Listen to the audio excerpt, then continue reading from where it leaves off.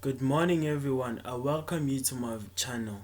My name is Timbingosi Shabalala and I'm a student at the University of Pretoria. Well, I made this video to tell you about the difference between the behaviorist theory and the linguistic theory. I'll start with the behaviorist theory. The behaviorist theory believes that infants learn oral language from other human role models through a process involving imitation, rewards, and practice. Human role models in an infant's environment provide the stimuli and rewards. When a child attempts oral language or imitates the sound or speech patterns, they are usually praised and given affection for their efforts. Thus, praise and affection becomes the rewards. However, the behaviorist theory is scrutinized for a variety of reasons. If rewards play such a vital component in language development, what about the parent who is inattentive or not present when the child attempts speech? If a baby's language learning is motivated strictly by rewards, will the speech attempt stop merely for lack of rewards?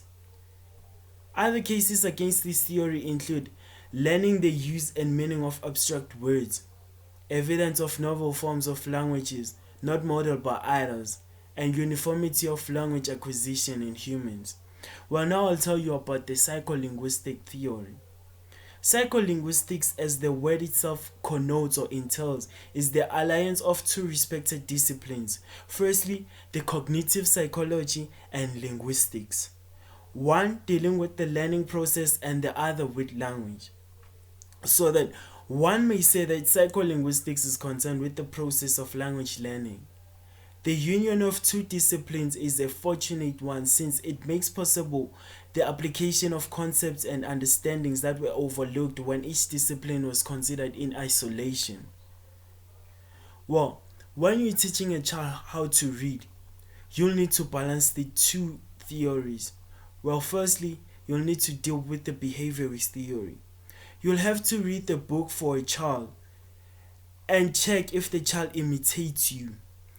And in order for you to check if the child was imitating you, you will need to give the child the book to read the passage that you were reading.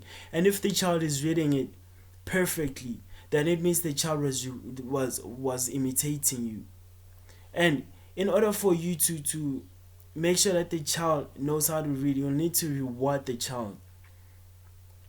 And by reward, I mean telling the child that she was reading or he was reading the book perfectly and to keep doing the good work.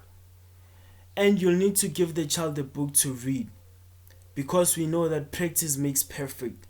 And in order for you to balance it with the psycholinguistic theory, is for you to check if the child was reading the passage correctly and to check if the child's cognitive psychology and linguistics were used or applied by the child. And in order for you to check that is for you to check if the child was reading the book the way you were reading it. And you'll need to reward the child. We all know that the form of learning begins with a basic begins with the basic skill of reading. We all need to teach our children how to read a book in order for them to survive and to pass in their classes or in education. Well, thank you for watching my video.